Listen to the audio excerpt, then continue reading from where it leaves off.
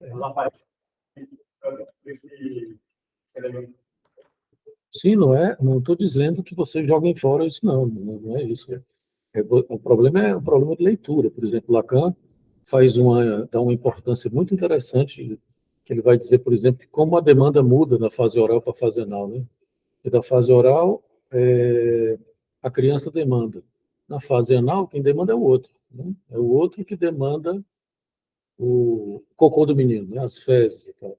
Então, tem mudanças importantes. E tem uma diacronia, né, que você observa na criança. O problema é você achar que essa diacronia é piagetiana, né? Como se fosse uma coisa assim, de uma maturação, que em Piaget é assim, né? Piaget é uma das boas coisas que existem na psicologia, eu recomendo que leiam, tá? São poucas as coisas da psicologia que eu recomendo. Piaget é uma delas, né? Tem livros interessantes sobre epistemologia, porque ele não era psicólogo, ele era biólogo, né?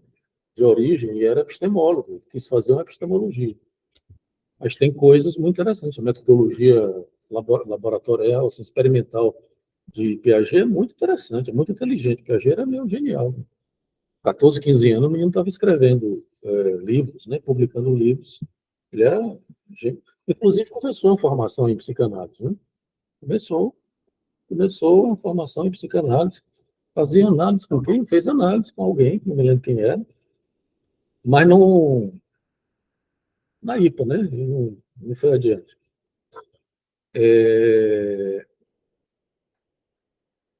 Mas o Piaget tem essas coisas, você tem uma coisa da maturação e tal, e etc. Né? Além do caráter cognitivista, que é essa coisa da estimulação do meio e tal, e etc. Né? Que completamente deserotizado. Por que os cognitivistas não querem saber da sexualidade e depois dizem que é ciência, né? Basta você olhar para uma criança que você vê que tem sexualidade, mas eles não querem ver. Não querem ver, porque é o preconceito, né, que o Freud desvelou, né, mas que ninguém quer saber disso. Né? Criança casta e perguntando se eu quero continuar aqui. Vou continuar. Sim, Renato. E acho que é mais ou menos esse partido já deve ter mais páginas, não sei. É o questão de ciência. Da Natália Pasternak, ela biomédica, ela criou e tal. Isso que vai ver a sessão compatível com a biomedicina. Né? Assim, aí tem alguns artigos lá que falam da psicanálise. Aí tem uma parte que vai falar de sexualidade infantil. Mito, porque a área do cérebro responsável pela excitação sexual. Cara, aí, como o Cristiano até fez um vídeo reagindo e comentando a isso, eles não sabem nem a definição assim, da sexualidade, eles não sabem o que é. Né? Aí, para falar, não, foi assim, foi tão certeiro, assim, eles não sabem nem a definição, não sabem o que é. Não, mas é porque eles têm uma concepção de sexualidade que é a concepção pré-freudiana, né? Que é uma coisa que a sexualidade só aparece na adolescência e, além de tudo, é orgânica, é biológica, determinada. Está muito ligada ao sexo. É. Porque eles vão bem por essa vida, não foi. Sexualidade, relação sexual. Né? Entende? Então, é uma concepção normativa, preconceituosa, cientificamente comprometida. Né? É o que eu disse, por dizer a psicanálise não é ciência.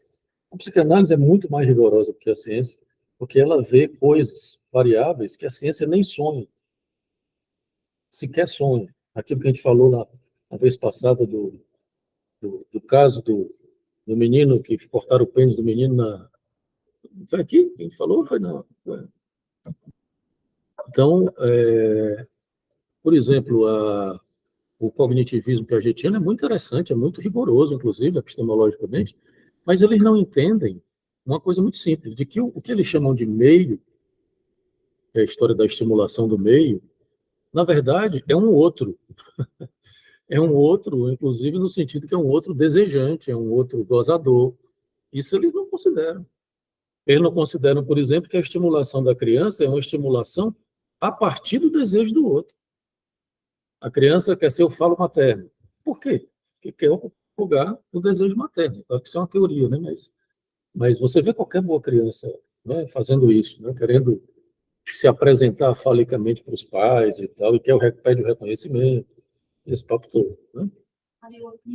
É, é a cena que eu descrevi na sala de aula, né, que era o meu sobrinho, que hoje está casado com um filho, que era na piscina, o moleque na piscina, né, tinha uns 2, 3 anos. Aí, a gente conversando, ele é filho da minha irmã, né? A gente conversando, aí minha irmã do lado, aí ele dizia, mãe, mãe, mãe, mãe, mãe, mãe, olha aqui. Aí a minha irmã olhava, aí ele dava uma cambalhota, aí a mãe, obviamente, né? Que lindo, meu filho. Aí eles voltavam, aí ficou enchendo o saco, né, uma meia hora ou mais, né, a gente conversando e ele atrapalhando. Mãe, mãe, mãe, mãe, mãe. Quer dizer, ele está pedindo um reconhecimento. Veja né, o falinho que eu me tornei. Você não queria que eu fosse um falinho? Aqui, ó. Falinho saltitante, né? Entende? E que é um reconhecimento super importante, né? As crianças demandam esse reconhecimento. Então, o Lacan diz isso, né? Quer dizer, a necessidade. Foi aqui que a gente falou disso ou foi na sala de aula? Não me lembro.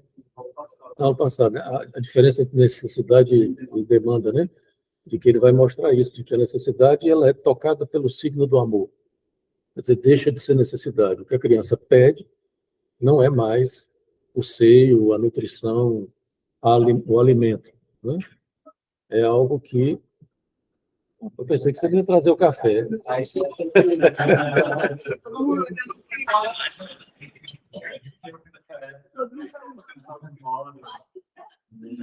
Bote logo um café para mim, que eu estou com essa mania.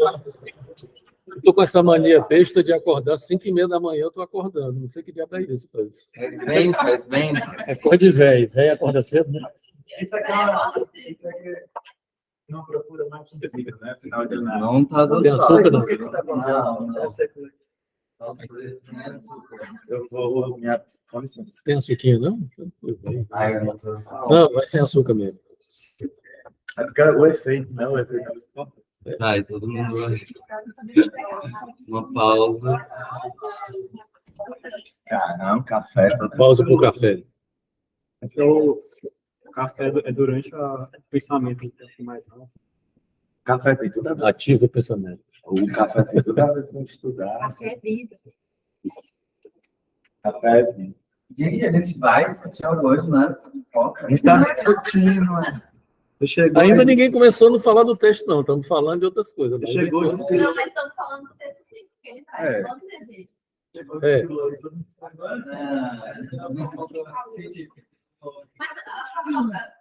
você está falando, não é que ele começa o texto dizendo que a experiência dos psicanalistas que escreveram o texto, de ir para a escola e observar, eu fiquei vendo como é que é esse diálogo, né, entre a psicanálise e a escola, porque quando a gente fala, pelo menos dos professores, né, eu acho que a Célia deve saber bem mais do campo da educação, mas muitas vezes o diálogo vem nessas fases que a gente está falando. Então, é fase oral, a compreensão de que é essa fase, e que é uma progressão, que é uma articulação do meio, e que não é outra coisa. Eu acho que são línguas diferentes, realmente. Eu acho que não...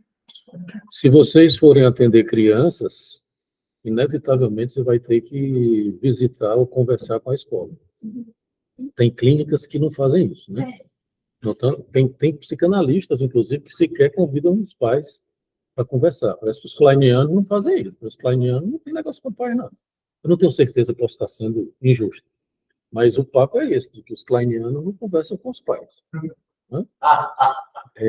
Na clínica com criança.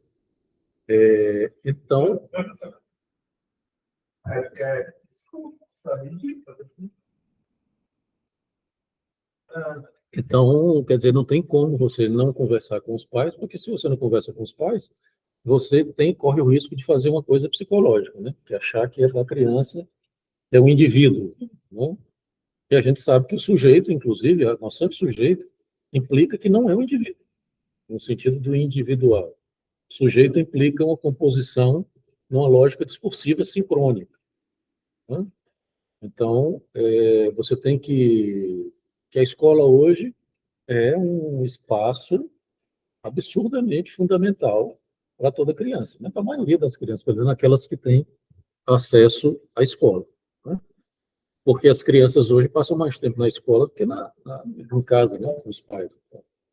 Então, é um espaço de subjetivação importantíssimo, né? E você tem que casar, por exemplo, agora aquele atendimento que a Gabi está fazendo, ela teve que fazer, foi muito interessante, assim, um atendimento muito bacana. O menino é outro, em assim, 1 ano e meio, né? Ela vai continuar atendendo, mas ela teve que casar com a escola, né? Ela foi 2 vezes na escola, conversou com o professor também estava preocupado e tal. Era aquele do Paraná? É. Legal. E a escola tinha essa coisa de não ter muitas preocupações normativas, né? Que também já é uma boa coisa.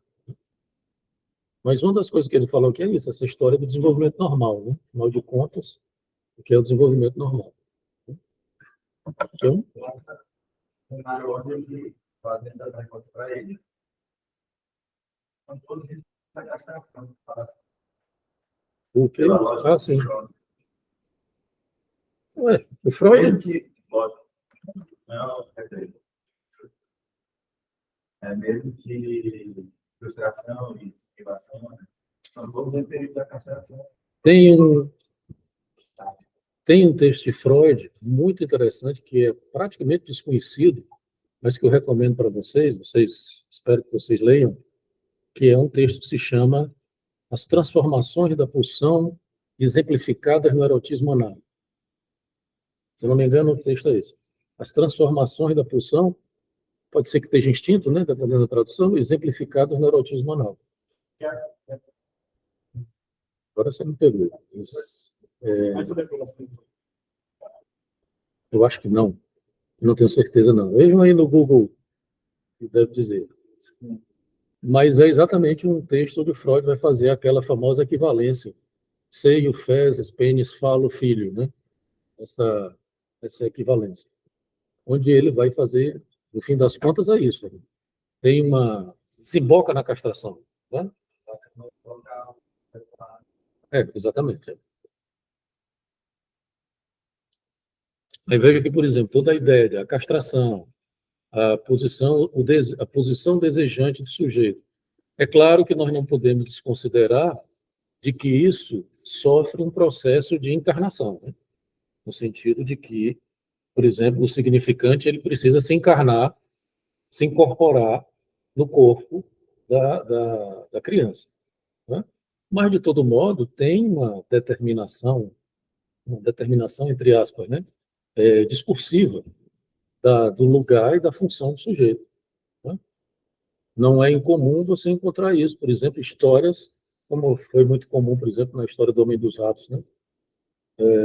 Histórias da geração anterior, dos avós, por exemplo, que tem um efeito na história do sujeito, né? Isso não é incomum, né?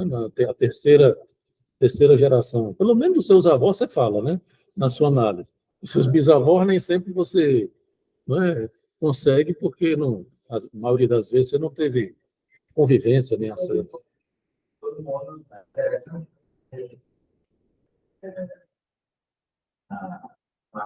Trabalha com a significação, trabalha na proporção de um corte, né?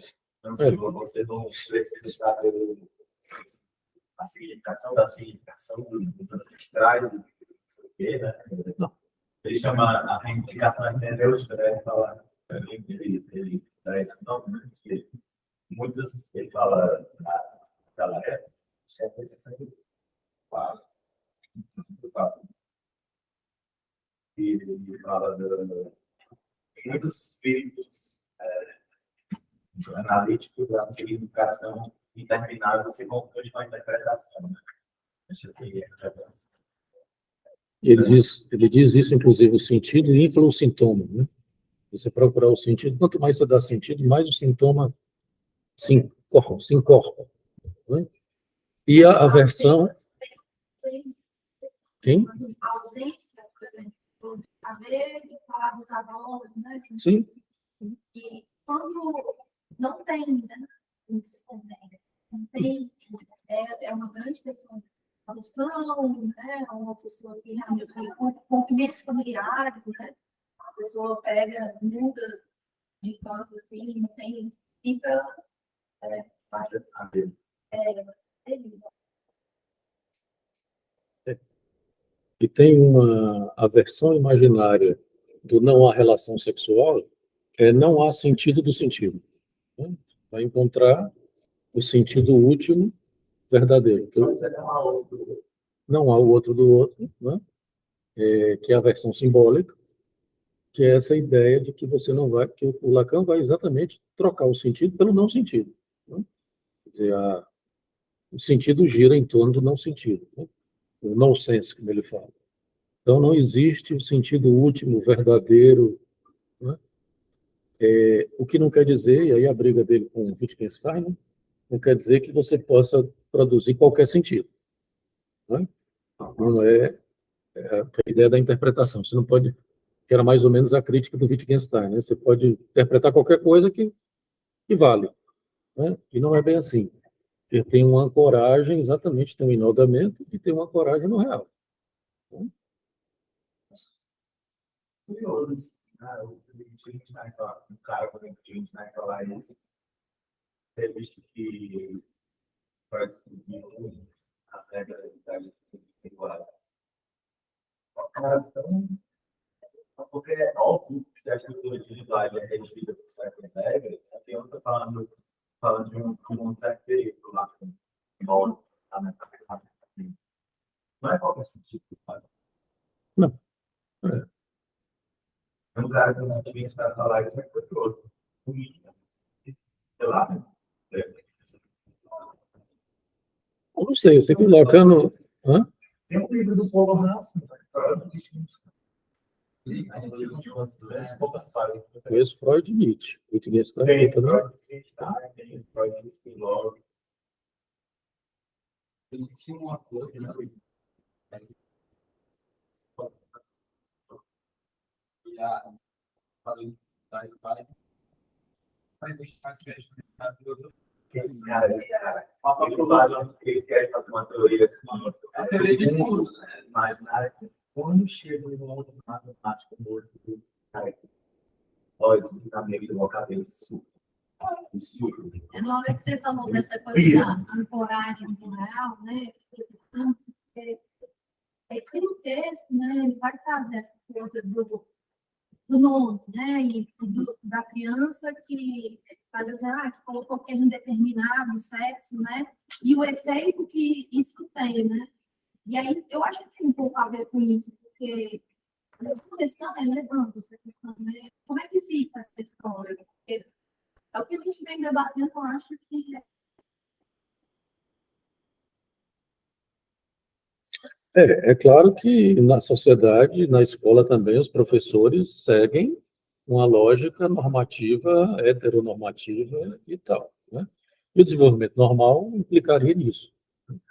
Então, assim, da mesma forma, a gente vai falar disso hoje, né? Na disciplina lá que eu vou dar, à noite às 10 horas da noite, na disciplina. começa às 6 e vai, né? Nós vamos negociar isso. Eu não tenho mais idade para isso, não. Mesmo parecido com a história das autolesões também, que eu vou falar hoje, né? Que os professores acham logo que vão se matar, né? Que os adolescentes vão se matar. Porque tem essa coisa, você se autolesiona, eles não têm a dimensão da diferença entre um suicídio e uma autolesão, né? A palestra na mesa redonda que a gente fez, eu e a Thaís, lá na defensoria, acho que foi 19, foi 18, era um auditório enorme na defensoria, não sei se vocês conhecem, lotado, né? Porque o pessoal da defensoria tem um programa de como é que chama? Prevenção ao suicídio, que para nós é uma coisa problemática, mas de todo modo eles têm, né? essa história da prevenção ao suicídio. E aí eles convidaram a gente para falar sobre isso, né? Que era exatamente ligado à história do suicídio. E estava lotado o auditório com professores assim, do Ceará todo, né? Prefeito, tinha todo mundo preocupado com essa história das autolesões, porque o pavor deles era esse, de que os meninos, né, porque realmente é uma epidemia, né, essa coisa da autolesão, um negócio complicado, e o medo de que a autolesão progrida para um suicídio. Exato. Professor,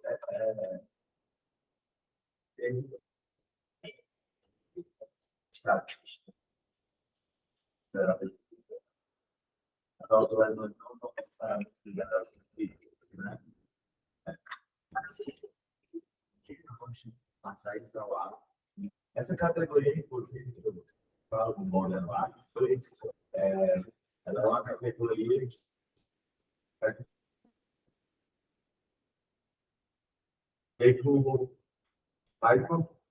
acontece uma frustração que a hora se joga para está muito mais importante, né? A gente, claro que isso está ligado a uma série de fatores, talvez se está uma nada, né? Tem alguma coisa.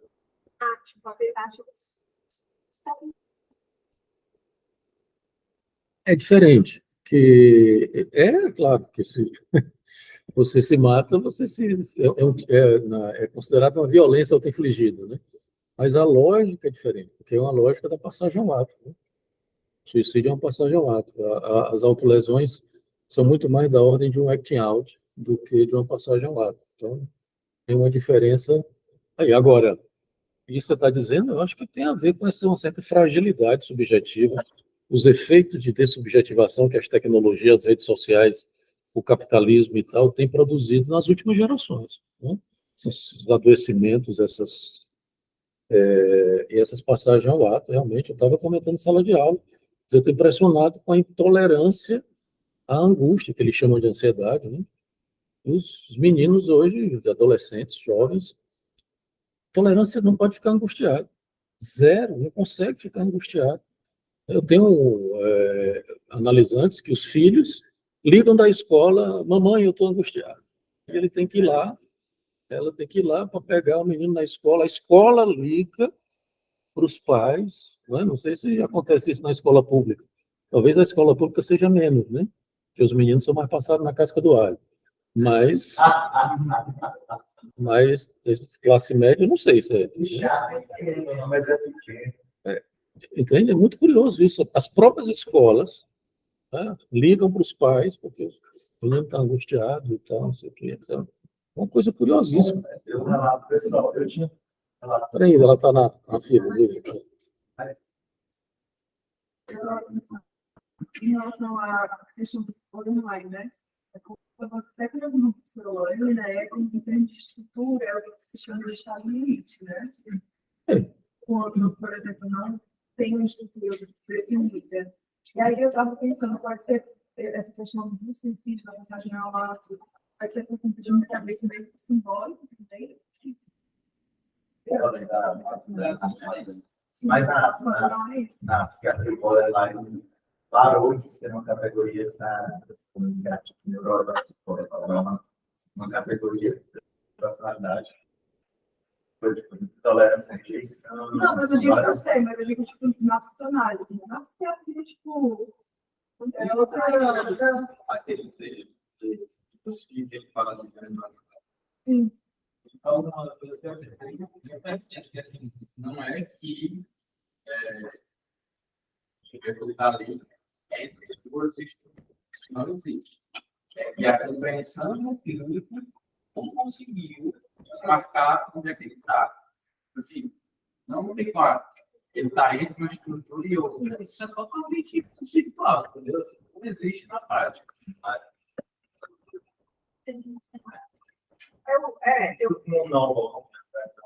É mais fácil de você entender com o nó. Era isso que eu ia dizer, por exemplo, você tem hoje, tem dois fenômenos pontuais, por exemplo, são muito atuais, que é o TDAH e o bipolar, que a psicanálise não trabalha com essa terminologia. Mas, por exemplo, nós não podemos negar que o TDAH é se você for interpretar o estado maníaco, né, dos meninos que não são psicóticos, né, que antigamente existia a psicose maníaco-depressiva. Na minha época, a gente estudou isso, não existia negócio de bipolar e TDAH, era tudo na psiquiatria dinâmica, aqueles negócios que era o paciente PMD, que era psicose maníaco-depressiva.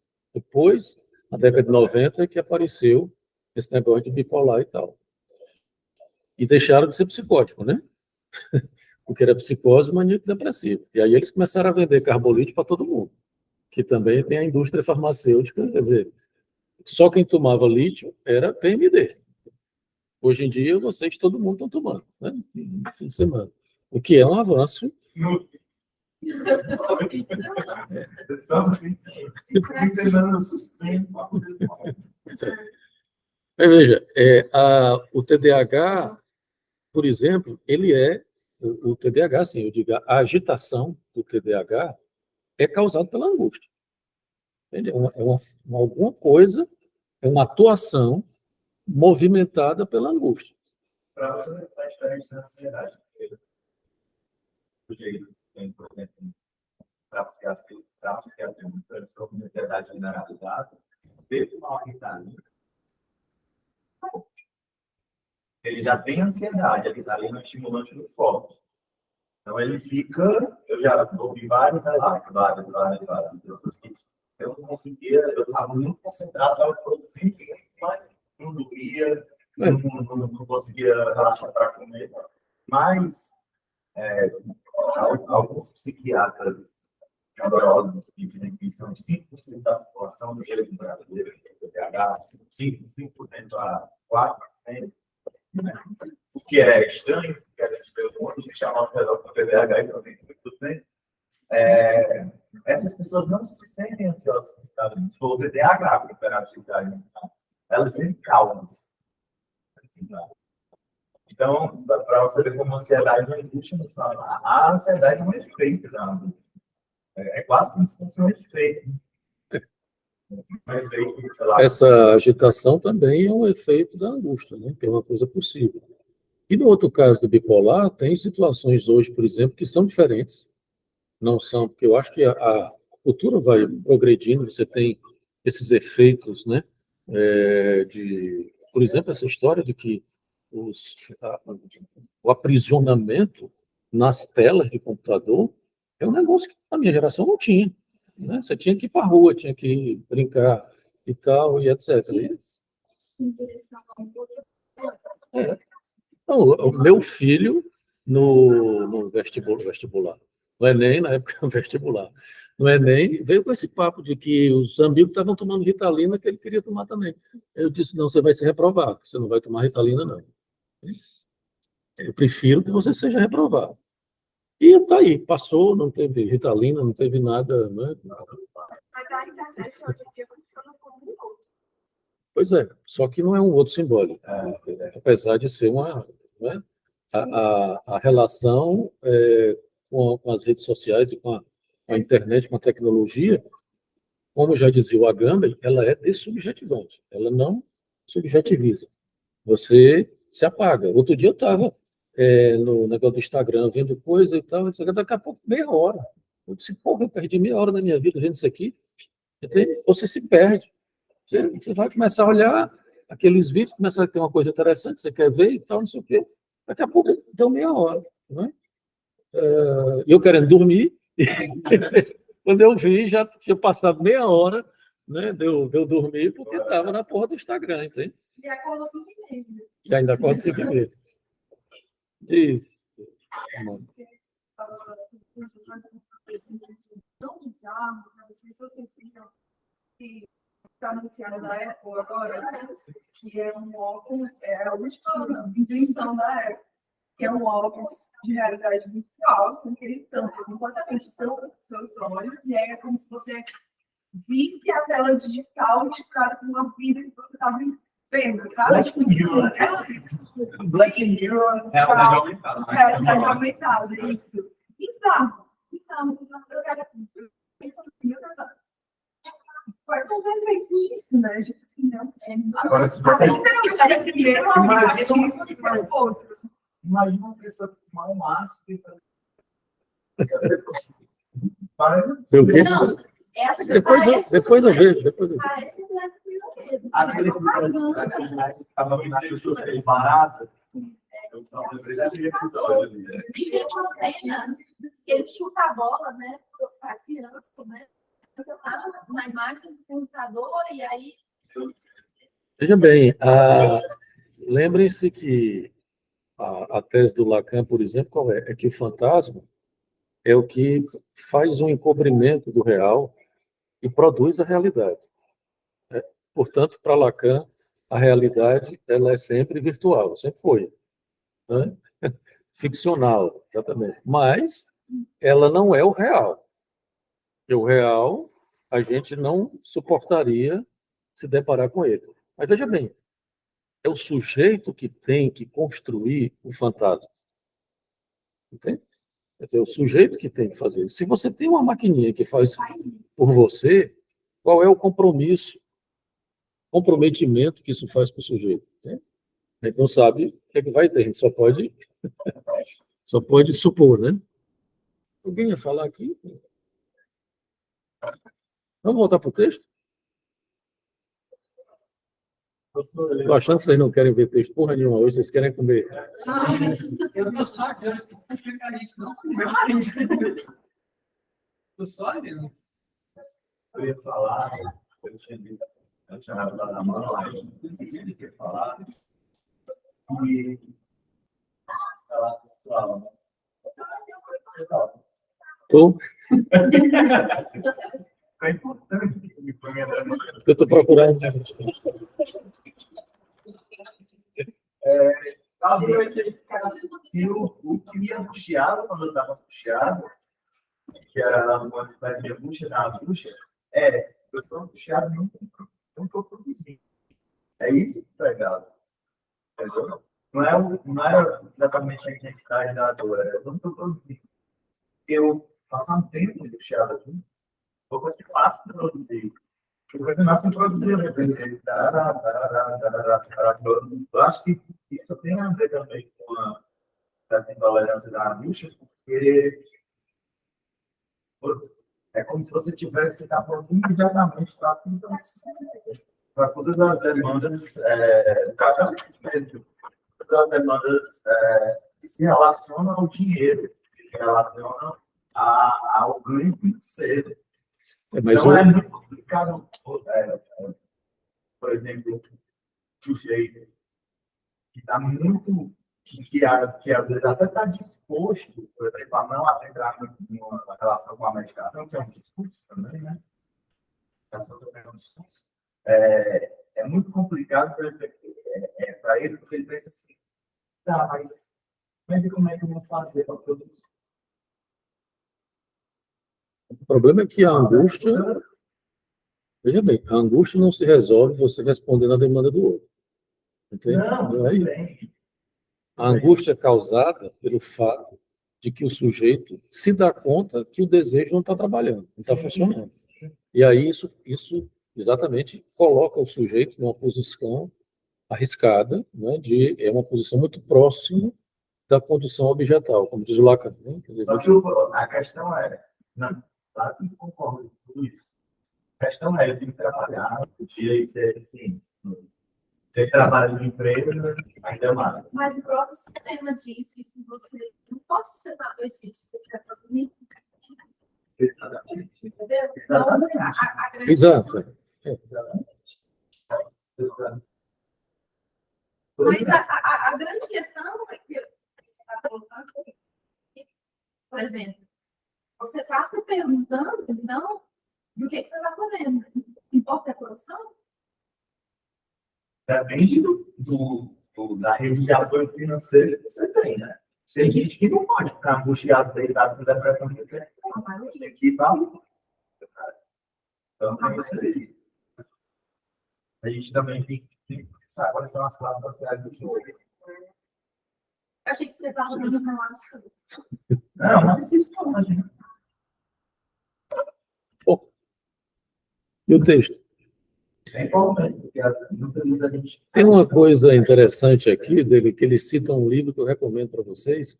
Esse livro aqui, A Psicanálise Sem Édipo, né? Do Van Hout e do Geist, não sei como é que se pronuncia, que é um livro interessante, que ele faz um comentário curioso, né? Que ele diz assim, que na verdade é uma crítica que o Deleuze já tinha feito. Eu até comentei isso ontem numa banca que eu vim aqui, com o PCC do rapaz, de que o Deleuze, por exemplo, fazia toda uma crítica, porque o que eles dizem aqui, o que é?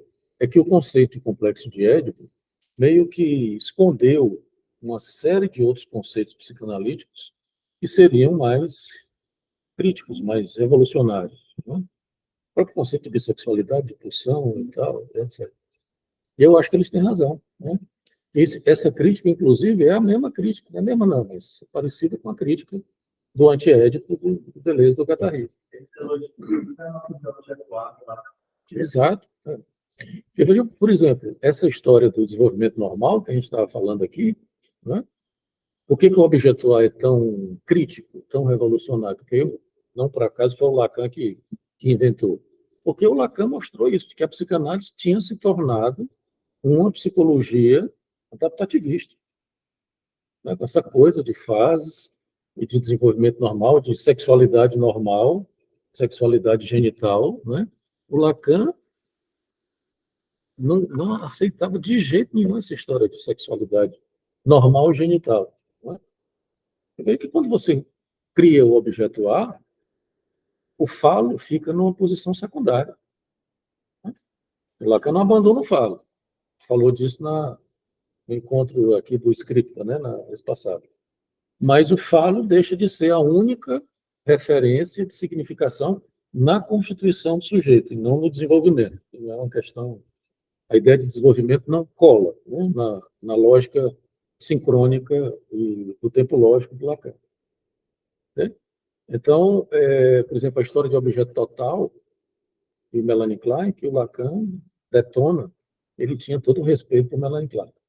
Foi tradutor do Melanie Klein e tal. Ana Freud ele não tinha respeito nenhum por Ana Freud. Mas para Melanie Klein ele tinha uma deferência, né? Inclusive elogia, diz que ela era uma clínica muito boa e tal, e etc. Aí Ana Freud ele reduz a substrato de pó de merda, como se diz. Ele faz crítica, ele diz que ela é a mosca do cocô do cavalo. Em algum momento ele diz isso.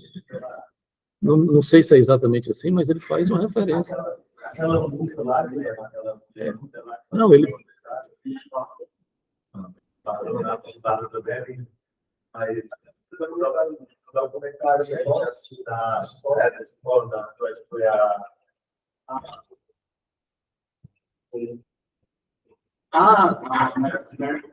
Marilyn Monroe foi fazer a flor. Cuidado, porque esse é papo dos comportamentais, dizendo que a psicanálise matou a Marilyn Monroe. Cuidado para não cair nessa, né? Não, mas matou mesmo. Mas não foi a psicanálise, não. Foi a psicologia do Eric. Mas não vamos dar trela para canalistas comportamentais, não, porque... Só voltando aqui na espiral dele.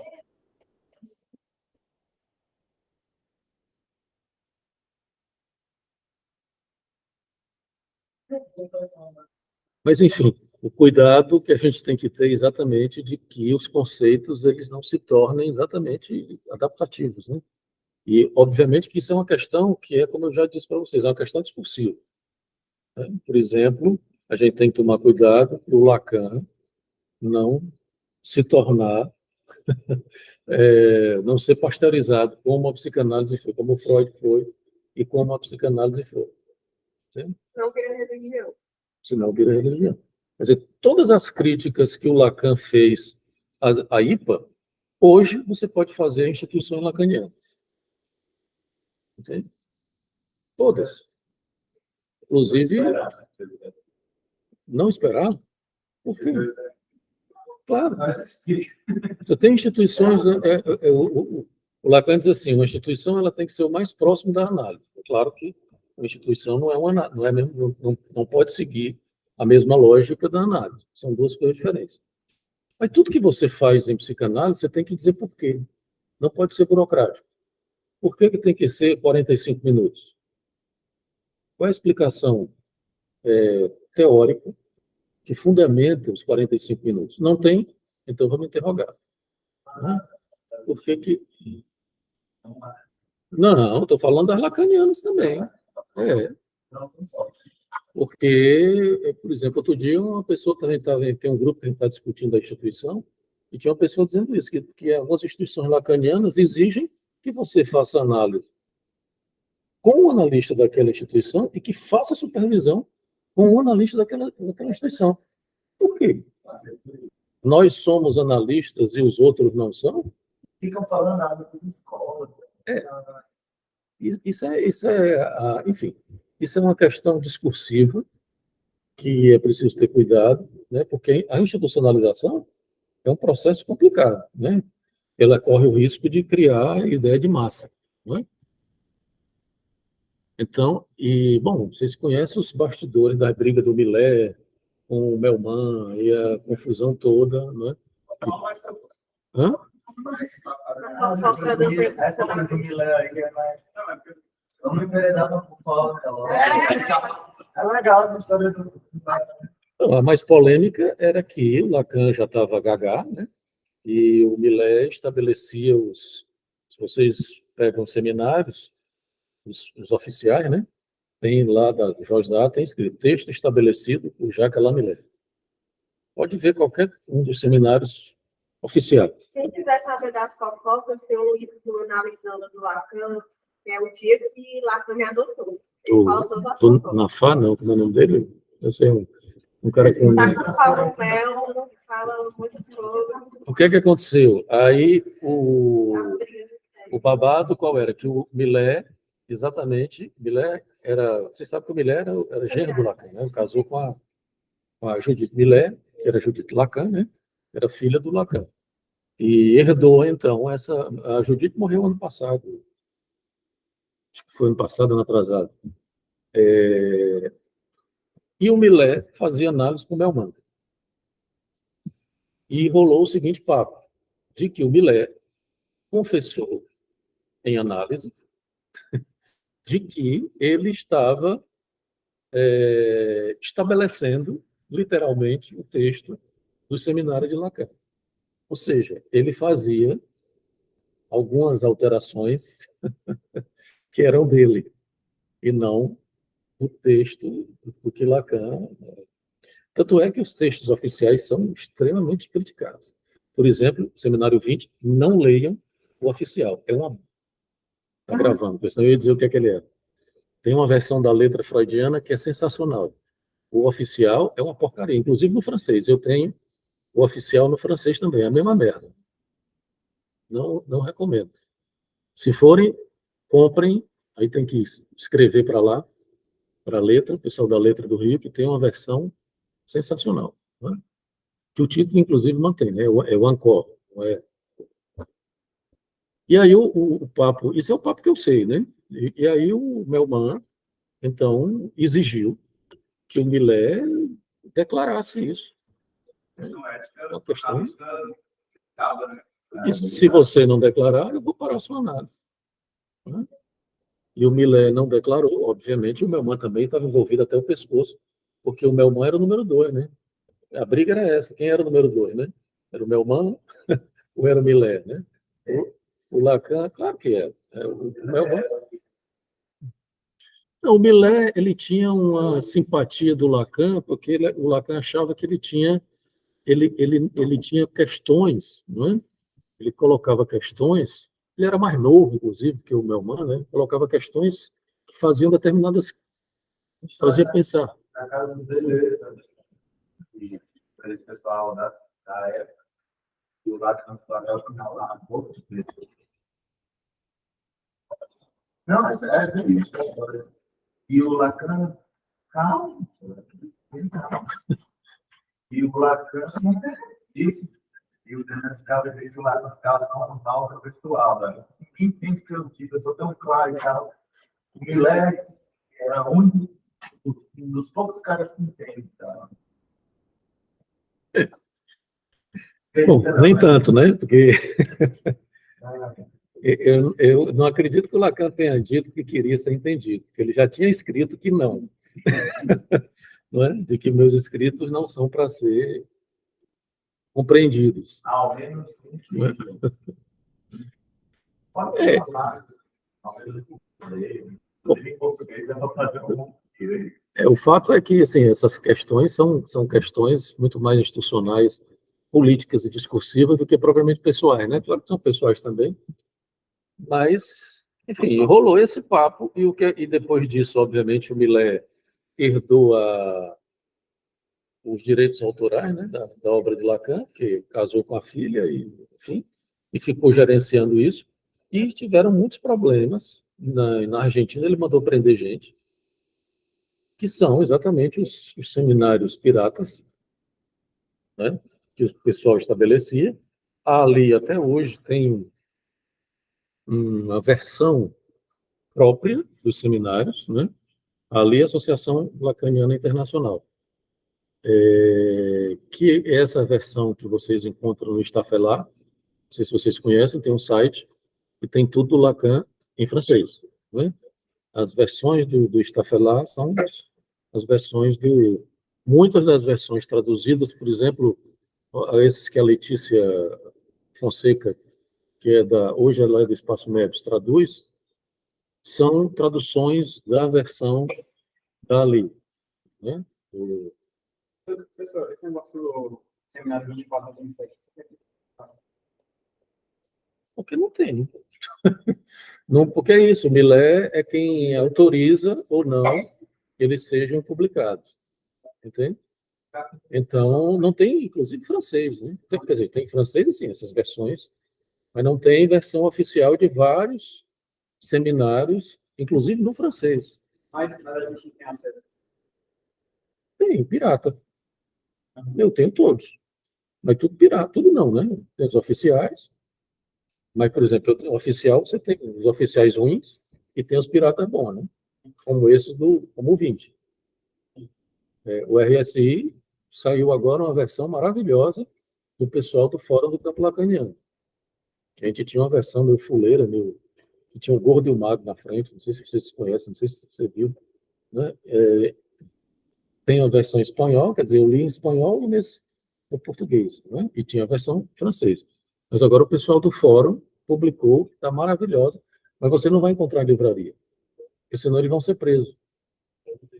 Porque os direitos autorais, e aí eles botam lá todo mundo compra, eu comprei, mas obviamente eles comercializam, mas eles colocam lá. Publicação não comercial própria para o consumo interno, não, para o uso interno. Porque se não tiver isso, eles vão presos. Porque realmente eles não estão interessados em ganhar dinheiro. Eles estão interessados em publicar, né? Se fosse publicado, ia vender aí. Então, tem vários seminários que não têm a versão oficial, mas tem a versão pirata, que muitas vezes é até melhor do que a oficial, né? Por exemplo, os Não Tolos Erram, é a versão dali. O seminário 14, se eu não me engano, o 14 que é a lógica do fantasma, não, 15 tem uma versão que eu não sei. Bom, tem tudinho, né? Os que não têm publicado oficialmente têm versões piratas. Tem contra. Né? Bom, vamos comer que é melhor. Né? Vamos terminar. O papo, ninguém discutiu porra nenhuma do texto. Enrolaram o texto, mas tudo bem. Ele tem seminários muito interessantes. Ele é muito didático. Professor, mas como é que sabe agora o que é do Lacan, o que é do Millet?